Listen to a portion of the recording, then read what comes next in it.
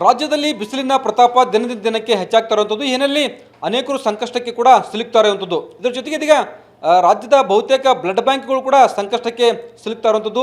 ಬೇಸಿಗೆ ಹಿನ್ನೆಲೆಯಲ್ಲಿ ಹೆಚ್ಚಿನ ಜನರು ರಕ್ತದಾನವನ್ನು ಮಾಡಲಿಕ್ಕೆ ಹಿಂದೇಟನ್ನು ಹಾಕ್ತಾ ಇರುವಂಥದ್ದು. ಇದೀಗ ನಾನು ಹುಬ್ಬಳ್ಳಿ ನಗರದ ರಾಷ್ಟ್ರೋತ್ಥಾನ ಬ್ಲಡ್ ಬ್ಯಾಂಕ್ನಲ್ಲಿರುವಂಥದ್ದು ದೃಶ್ಯಗಳಲ್ಲಿ ಕೂಡ ತೋರಿಸುವಂಥದ್ದು ಕೆಲಸವನ್ನು ಮಾಡ್ತಾ ಇದ್ದೀನಿ. ಪ್ರತಿನಿತ್ಯ ಈ ರಾಷ್ಟ್ರೋತ್ಥಾನ ಬ್ಲಡ್ ಬ್ಯಾಂಕ್ನಲ್ಲಿ ಸಾಕಷ್ಟು ಜನರು ಬಂದು ರಕ್ತದಾನವನ್ನು ಮಾಡ್ತಾ ಇದ್ರು. ಆದರೆ ಬೇಸಿಗೆ ಹಿನ್ನೆಲೆಯಲ್ಲಿ ಇದೀಗ ಬಹುತೇಕ ಜನರು ರಕ್ತದಾನವನ್ನು ಮಾಡಲಿಕ್ಕೆ ಹಿಂದೇಟನ್ನು ಹಾಕ್ತಾರಂಥದ್ದು.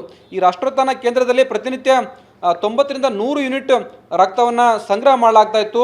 ಬೇರೆ ಬೇರೆ ಕಡೆ ಕ್ಯಾಂಪ್ಗಳನ್ನು ಕೂಡ ಮಾಡಿ ಅಲ್ಲಿ ರಕ್ತವನ್ನು ಸಂಗ್ರಹ ಮಾಡುವಂಥ ಒಂದು ಕೆಲಸವನ್ನು ಈ ರಾಷ್ಟ್ರೋತ್ಥಾನ ಕೇಂದ್ರದವರು ಮಾಡ್ತಾ ಇದ್ರು. ಆದರೆ ಬೇಸಿಗೆ ಹಿನ್ನೆಲೆಯಲ್ಲಿ ಇದೀಗ ಪ್ರತಿನಿತ್ಯ 10 ರಿಂದ 15 ಯೂನಿಟ್ ರಕ್ತ ಕೂಡ ಸಂಗ್ರಹ ಆಗ್ತಲ್ಲ. ಹೆಚ್ಚು ಬೇಸಿಗೆ ಅಂದರೆ ಹೆಚ್ಚು ಬಿಸಿಲಿರುವಲ್ಲಿ ಸುಸ್ತು ಮತ್ತು ತಲೆ ಸುತ್ತು ಬಂದು ಬೀಳುವಂಥ ಸಾಧ್ಯತೆಗಳು ಹೆಚ್ಚಾಗಿರೋದ್ರಿಂದ ಬಹುತೇಕ ಜನರು ರಕ್ತದಾನವನ್ನು ಮಾಡಲಿಕ್ಕೆ ಹಿಂದೇಟನ್ನು ಹಾಕ್ತಾ ಇರುವಂಥದ್ದು. ಪ್ರತಿನಿತ್ಯ ರಕ್ತಕ್ಕಾಗಿ ಡಿಮ್ಯಾಂಡ್ ಹೆಚ್ಚಿಗೆ ಇರುವಂಥದ್ದು. ಹೆಚ್ಚಿನ ಜನರು ಬಂದು ರಕ್ತದ ಯೂನಿಟ್ಗಳನ್ನು ಕೇಳಿ ತೆಗೆದುಕೊಂಡು ಹೋಗ್ತಾ ಇದ್ದಾರೆ. ಆದರೆ ರಕ್ತದಾನವನ್ನು ಮಾಡಲಿಕ್ಕೆ ಮಾತ್ರ ಹೆಚ್ಚಿನ ಜನರು ಹಿಂದೇಟನ್ನು ಹಾಕ್ತಿದ್ದಾರೆ. ಹೀಗಾಗಿ ಬಹುತೇಕ ಬ್ಲಡ್ ಬ್ಯಾಂಕ್ಗಳು ಕೇವಲ ರಾಷ್ಟ್ರೋತ್ಥಾನ ಮಾತ್ರ ಅಲ್ಲ, ಹುಬ್ಬಳ್ಳಿ KMC ಸೇರಿದಂತೆ ಬಹುತೇಕ ಬ್ಲಡ್ ಬ್ಯಾಂಕ್ಗಳಲ್ಲಿ ಇದೀಗ ರಕ್ತದ ಕೊರತೆ ಉಂಟಾಗಿರುವಂಥದ್ದು. ಈ ಬಗ್ಗೆ ಮಾತಾಡಲಿಕ್ಕೆ ನಮ್ಮ ಜೊತೆ ರಾಷ್ಟ್ರೋತ್ಥಾನ ಬ್ಲಡ್ ಬ್ಯಾಂಕಿನ ಟ್ರಸ್ಟ್ ಇದ್ದಾರೆ, ಅವರನ್ನು ಮಾತಾಡ್ಸೋಣ. ಸರ್, ಏನು ಸಮಸ್ಯೆ ಆಗ್ತಾ ಇದೆ ಬಿಸಿಲಿಂದಾಗಿ? ನಮಸ್ಕಾರ. ಇದು ಪ್ರತಿ ವರ್ಷ ಮಾರ್ಚ್ ಮತ್ತು ಏಪ್ರಿಲು ಈ ಒಂದು ಬೇಸಿಗೆ ಇರೋದ್ರಿಂದ ಅನೇಕರು ಬಿಸಿಲಲ್ಲಿ ಕೊಟ್ಟ ಮೇಲೆ ರೆಸ್ಟ್ ತೊಗೊಳ್ಬೇಕಾಗತ್ತೆ. ಹೀಗಾಗಿ ಬ್ಲಡ್ ಕೊಟ್ಟ ಮೇಲೆ ಅನೇಕರಿಗೆ ತೊಂದರೆ ಆಗುತ್ತೆ ಬಿಸಿಲಿನಿಂದ.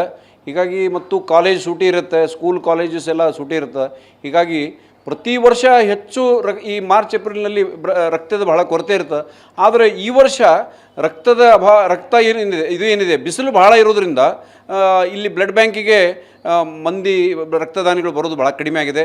ಇವನ್ ಕ್ಯಾಂಪ್ಗಳು ಕಳೆದ ಒಂದು ತಿಂಗಳಿಂದ ಒಂದು ಕ್ಯಾಂಪ್ ಆಗಲಿಲ್ಲ. ಹೀಗಾಗಿ ರಕ್ತದ ಭಾಳ ಅಭಾವ ಇದೆ, ಕೊರತೆ ಇದೆ. ಅದಕ್ಕೆ ನನ್ನ ವಿನಂತಿ ಏನಂದರೆ ದಾನಿಗಳಿಗೆ ದಯವಿಟ್ಟು ಬರ್ರಿ. ಒಂದು ರಕ್ತದಾನ ಮಾಡೋದ್ರಿಂದ 3 ಜೀವ ಉಳಿಸೋ ಪುಣ್ಯ ನಮಗೆ ಸಿಗುತ್ತೆ, ಒಂದು ಪರಿವಾರ ಉಳಿಸೋ ಸಿಗುತ್ತೆ.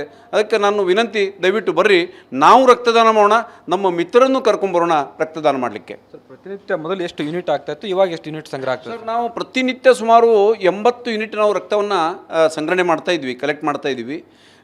ಅದೇ ರೀತಿ ಸುಮಾರು ಒಂದು 50 ರಿಂದ 60 ಡೈಲಿ ಇಶ್ಯೂ ಮಾಡ್ತಾಯಿದ್ವಿ. ಬಟ್ ಇವಾಗ ಸುಮಾರು ಒಂದು 10 ರಿಂದ 15 ರಕ್ತವನ್ನು ಸಂಗ್ರಹಣ ಮಾಡ್ತಾಯಿದ್ವಿ. ಹೀಗಾಗಿ ರಕ್ತದ ಬಹಳ ಅಭಾವ ಇದೆ, ಕೊರತೆ ಇದೆ. ಅನೇಕರಿಗೆ ನಮ್ಮ ರಾಷ್ಟ್ರೋತ್ಥಾನ ರಕ್ತ ಕೇಂದ್ರ ಏನಿದೆ ಇದೊಂದು ಸೇವಾ ಸಂಸ್ಥೆ ಇರೋದ್ರಿಂದ ವಿದೌಟ್ ರಿಪ್ಲೇಸ್ಮೆಂಟ್ ಕೊಡ್ತಾ ಇರೋದು ಮತ್ತು ಟೆಸ್ಟಿಂಗ್ ಚಾರ್ಜ್ ಅಷ್ಟೇ ತೆಗೆದುಕೊಂಡು ನಾವು ಕೊಡ್ತಾಯಿದ್ದೀವಿ. ಹೀಗಾಗಿ ಅನೇಕರು ಇಲ್ಲಿ ಬರ್ತಾರೆ, ಅವರಿಗೆ ವಾಪಸ್ ಕಳಿಸೋದು ನಮ್ಮ ಬಹಳ ಒಂದು ಬೇಜಾರಾಗುತ್ತೆ. ಸರ್, ಈಗ ಈ ಬೇಸಿಗೆ ಬಿಸಿಲಿನ ಸಂದರ್ಭದಲ್ಲಿ ರಕ್ತದಾನ ಮಾಡಿದ್ರೆ ತೊಂದರೆ ಏನಾದರೂ ಆಗ್ತದೆ? ತೊಂದರೆ ಅಂದರೆ ಅದೇ ಹೇಳ್ತಾ ಇದ್ದೀನಿ ನಿಮಗೆ. ಈ ಬೇಸಿಗೆ ಇರೋದ್ರಿಂದ ರಕ್ತದಾನಿಗಳಿಗೆ ರಕ್ತ ಕೊಟ್ಟ ಮೇಲೆ ಸುಮಾರು 1 ಅವರ್ ಆ್ಯಕ್ಚುಲಿ ರೆಸ್ಟ್ ತೊಗೊಳ್ಬೇಕಾಗತ್ತೆ. ಈಗ ಅನೇಕರಿಗೆ ಎಲ್ಲ ತಮ್ಮ ಕೆಲಸ ಇರ್ತಾವೆ. ಆಮೇಲೆ ಹೊರಗಡೆಗೆ ರಕ್ತ ಕೊಟ್ಟು ಒಂದು 5-10 ನಿಮಿಷದಲ್ಲಿ ರೆಸ್ಟ್ ತೊಗೊಂಡು ಹೊರಗಡೆ ಹೋದ್ಮೇಲೆ ಅನೇಕರಿಗೆ ಬಿಸಿಲಿನಿಂದ ಒಮ್ಮೆಲೆ ಚಕ್ರ ಬಂದಂಗೆ ಆಗೋದು ಅಥವಾ ಬೀಳೋದು ಈ ರೀತಿ ಆಗುತ್ತೆ.